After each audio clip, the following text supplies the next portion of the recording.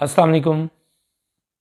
मैं थोड़ा अपना मेज़बान अब्बास सिवाग तो संदेदे पे हुए अब्बास सिवाग तल सकाफती रंग। दुनिया का कोई काम करो, कोई धंधा करो, कोई नौकरी करो, कोई कारोबार करो, एक गाल जहन नशीन रखा है कि 2 नंबर तरीके नाल उता नहीं हो जाना। चीटिंग करके उता नहीं हो जाना। कैन या लत्तां छिक के उता नहीं हो जाना। ਜਿਹੜੇ 420 तरीके नाल गलत रस्ता नाल कामयाबी वाले पासे गए वो बहुत देर कामयाब नहीं रहे। वो बहुत थोड़े टाइम दे विच नाकाम थी के वापस पिछा वाल है। इस वास्ते क्योंकि उन्हों का जोड़ा अमीर थीवन का तरीका आई वो शार्टकट आई।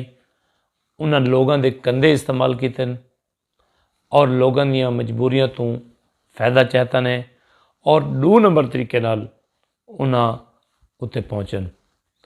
खुदारा अपने रिज़्क को हलाल रखो। कम अज़ कम जोड़ा काम तुसां करेंदे वे उहदे विच 2 नंबरी बिल्कुल ना होवे। 2 नंबरी का बिल्कुल कंसैप्ट ना होवे। एक पुरानी रस्म रीत है कि थोड़ा धन पाक हो सी तो थोड़ा मन पाक हो सी। यानी अगर थोड़ी रोज़ी रोटी पाक हो सी तो थोड़ा मन पाक हो सी। थोड़ा मन पाक हो सी तो थोड़ी जिंदगी दे विच राहत और सुकून हो सी। अगर तुसा चाहते वे कि थोड़ी जिंदगी दे विच सुख ही सुख होवन तो सब तो पहले अपने धन को पाक करो, अपनी रोज़ी को पाक करो।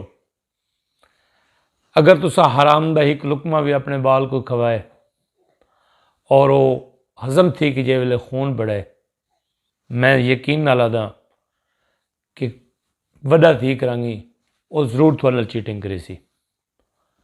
जिमें 2 नंबर तरीके नाल तुसां उनकी परवरिश की है, मैं यकीन ना लादा को तो कुछ चाह के घर तो बैर बुला सी।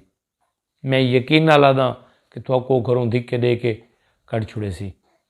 लिहाजा मैं तुसां दोस्तों देगूँ दस्त बस्ता गुजारिश करे सां कि अपने धन दे विच चाहे वो कोई है उन्हें मिलावट ना करो, उन्हें 2 नंबरी ना करो।